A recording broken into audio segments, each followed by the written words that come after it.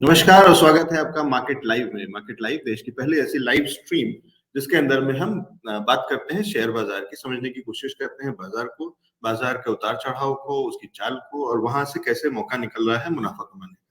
मदद हमारी करते हैं देश के बड़े एक्सपर्ट्स, जाने माने एक्सपर्ट जो कि बाजारों को बहुत सालों से जानते समझते हैं, उसमें काम करते हैं। हमारे साथ में एक खास मेहमान जुड़ रहे हैं, सीधा चलते हैं उनके पास में और उनसे समझने की कोशिश करते हैं बाजार को कैसे देख रहे हैं।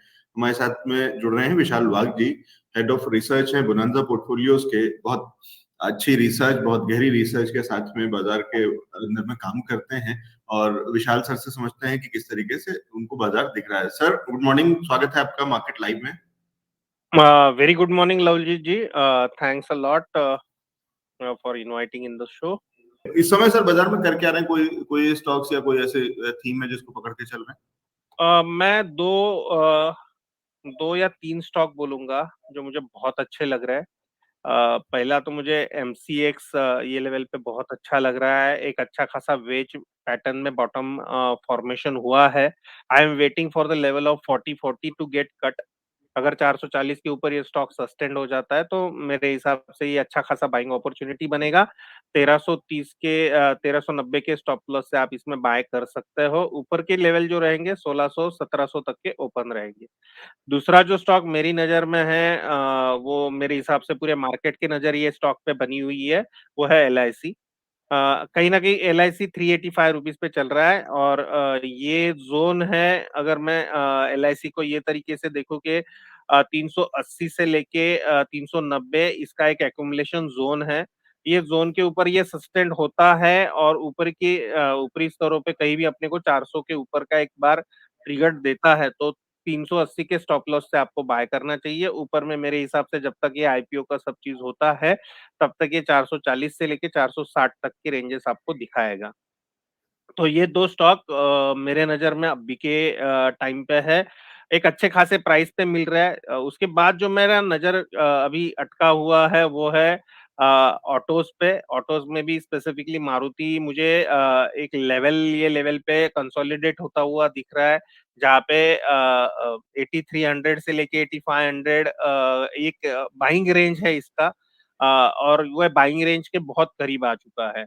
तो यहाँ से अगर मुझे कहीं भी 1-2% का डाउनसाइड मिलता है तो मुझे 8200 के स्टॉप लॉस से इसको भी लेना चाहिए। ऊपर में मुझे कहीं ना कहीं जो अभी ये पूरा रेंज बनाया हुआ है उसमें 9000 प्लस के लेवल्स इसमें आते हुए आपको दिखेंगे। तो ये तीन स्टॉक है, अच्छे खासे फ्रंट लाइनर भी है, ब्रांड विड्थ अच्छा है स्टॉक का, डाउनसाइड एक अच्छे करेक्शन के बाद स्टॉक हाथ में आए। दूसरा मैं ये लेवल पे ये भी एक और बात करना चाहूंगा कि निफ्टी ऑटो उसके ऑल टाइम हाई के करीब है। ओके, और आगे की जो रैली रहेगी वो कहीं ना कहीं ऑटो में भी आप लोगों को देखने को मिलेगी। अगर आप लोग वीकली चार्ट डालोगे तो ये क्लियरली आपको देखने को मिल जाएगा। वीकली चार्ट डालिए, आपको हम लोग कहीं ना कहीं जो 2017 का टॉप है वो 2017 के टॉप के करीब जाते हुए आप लोगों को दिखेंगे। और उसके हिसाब से अगर मैं देखूं तो एक ये लेवल पे एक रेजिस्टेंस जोन जो ऑटो के लिए बन रहा है वो बहुत जल्दी कहीं ना कहीं आपको कटआउट होते हुए दिखेंगे। और फिर अगर ये ब्रेकआउट अगर आता है तो ऑटो सेगमेंट पूरा ही एक अच्छे खासे राइप के लिए रेडी हो जाएगा, एक अच्छे खासे राइस के लिए रेडी हो जाएगा, जहां पे आप 40-50% रिटर्न ऑटोज में आगे आने वाले 1.5-2 साल के लिए देख सकते हो। जी, ओके, तो तो मैं जितना समझ पा रहा हूँ सर, तो आप ये कह रहे हैं 12,000 के ऊपर में अगर निकलेगा और सस्टेन करेगा तो फिर ये उसके ऊपर एक बहुत अच्छा रन अप दे देगा निफ्टी ऑटो। Yes, sure. ठीक है, टेक्निकली मैं समझ रहा हूँ आपकी बात। 2017 के जो हाईज थे या पिछले जो हाईज थे ऑलमोस्ट उसी लेवल्स के आसपास फिर काम कर रहा है और उसको ब्रेक करके ऊपर निकलेगा तो बहुत अच्छा रन अप और आगे दे देगा। फंडामेंटली जो हम खबरें देख रहे हैं वो ऑटो सेक्टर से भी बहुत अच्छी नहीं आ रही हैं और कल जो आंकड़ा आया है उसमें तो टू व्हीलर से लेकर के फोर व्हीलर, पैसेंजर गाड़ियां, सब कुछ नेगेटिव में है सेल्स। उससे कोई चिंता नहीं, क्योंकि कमर्शियल व्हीकल्स के अलावा फिलहाल कुछ बिक नहीं रहा है या उतना नहीं बिक रहा जितना पहले बिकता था। एक्चुअली ऑटो सेक्टर एक रिवाइवल में से पूरा गया हुआ है। जैसे हम लोगों को पता है कि इंजन्स चेंज होने की बात हो रही थी बीच में, इंजन के टाइप्स चेंज होने की बात हो रही थी। उसके बाद इलेक्ट्रॉनिक व्हीकल एक बड़ा मुद्दा बना हुआ है, तो ये जरिए से एक बहुत बड़ा एवेन्यूज ऑटो सेक्टर के लिए खुला हो रहा है। ईवीज एक बहुत बड़ी क्रांति लेके आएगा अगला 2 या 3 साल के बाद। ईवीज पे जितना हम लोग फोकस करेंगे शायद से उतना फोकस आज नहीं है। या we are just is at the initial stages of EV. Okay. अभी भी बहुत सारी इंफ्रास्ट्रक्चर पे बातें हो रही है, अभी भी गवर्नमेंट के एंड पे एक्शंस लिए जा रहे हैं। उसका जो फाइनल इम्पैक्ट जो आना है वो उसके आते आते 1-1.5 साल चला जाएगा। और जब 1-1.5 साल के बाद प्रॉपरली कॉम्पिटिटर्स मार्केट्स में आएंगे, तो आप देखोगे कि there will be vast opportunities specially for the EVs.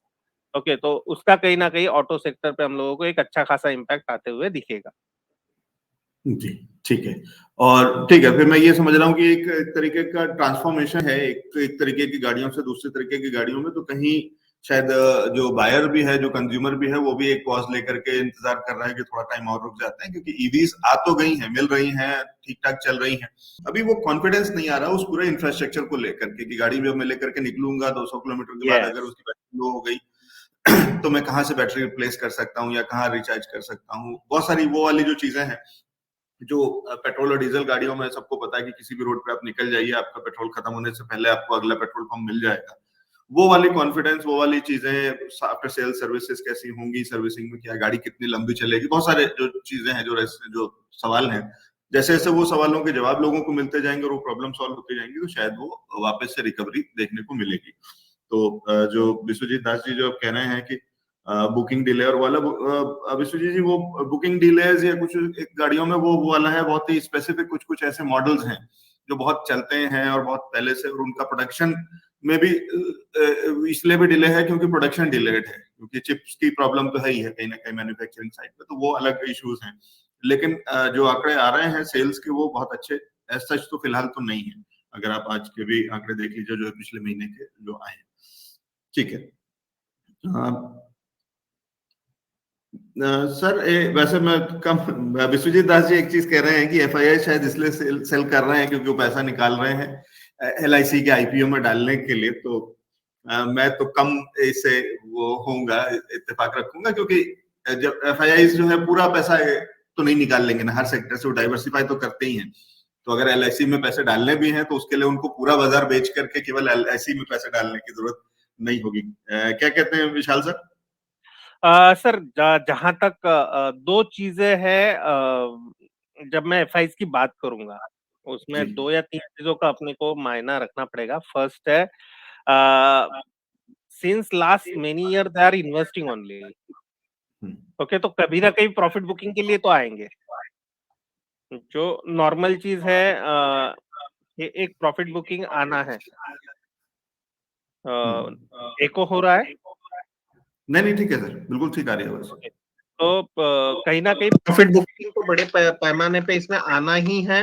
वो प्रॉफिट बुकिंग मेरे हिसाब से आज के डेट में चल रहा है। सेकेंड पार्ट, जब प्रॉफिट बुकिंग होता है तो definitely they money will chase the opportunities.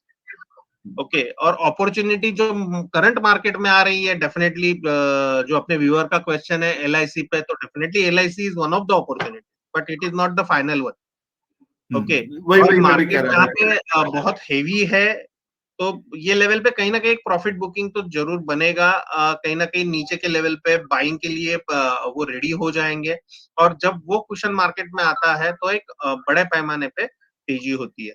दूसरा, जैसे आपने लवजीत जी मुझे पहले भी पूछा था कि करंटली तो हम लोग एफआईज के फिगर्स देखे, उनके फ्यूचर के पोजीशंस देखे, फ्यूचर के उनके ओआईज देखे, उनके वॉल्यूम्स देखे और कैश मार्केट की उनकी सेलिंग देखे, तो वो कंटिन्यूअसली सेलिंग पे, right, they are continuously on the selling. Buy कौन कर रहा है? इतना बड़ा बाइंग हम लोग अगर रिटेल एब्सॉर्ब कर रहा है, तो कहीं ना कहीं इंडियन रिटेल भी एक स्ट्रांग होते हुए हम लोगों को दिख रहा है। Specifically last 1 to 2 years retail से एक अच्छा खासा पार्टिसिपेशन हम लोग देख रहे हैं। अभी जो पोजीशंस है, मेरे हिसाब से अगर मैं फ्यूचर के ओआई की बात करूं या इंडेक्स के ओआई की बात करूं, जहां पे एफआईज का पोजीशन है, वो कंपेरेटिवली आज रिटेल में 3 गुना पोजीशन है। ओके, तो रिटेल्स आर इन तेजी and they are buying it at this moment. Okay, तो कहीं ना कहीं रिटेल जब भी एक्सटेंसिवली मार्केट में पार्टिसिपेशन करना चालू करता है, तो एक सेलिंग या एक प्रॉफिट बुकिंग मार्केट में आती है, और मोस्ट प्रोबेबली हम लोग वही चीज एट दिस मोमेंट देख रहे हैं, जहाँ पे रिटेलर ने बहुत ऊपर में या 18,000 के ऊपर में बाय हो चुके हैं, और हम लोग अभी बहुत सारे रिटेलर ऊपर के लेवल पे फंसे हुए हैं। तो it is always a game of strong hands and weak hands. तो weak hands at this moment कहीं ना कहीं ऊपर के लेवल पे फंसे हुए दिख रहे हैं। ये सिनेरियो मोस्ट प्रोबेबली अगले 1-2 महीने तक कंटिन्यू हो सकता है। उसके बाद वापस ये सिनेरियो आप देखिएगा, कहीं ना कहीं रिटेलर एग्जिट के लिए देखेंगे, और FIIs and DIs will be buying on a down side. तो ये सब चीजें कहीं ना कहीं होती हुई दिख रही है। आज भी स्मॉल कैप मिड कैप के बहुत सारे स्टॉक ने जो हाई बना दिए हैं, अभी वो वापस कब देखने को मिलेंगे वो पता नहीं। ओके, ठीक है, तो तो ये विशाल सर ये कह रहे हैं कि ये रिप्लेसमेंट और चेंज ऑफ हैंड्स होता रहता है। ऐसा मुझे लग रहा है। जी, ठीक है।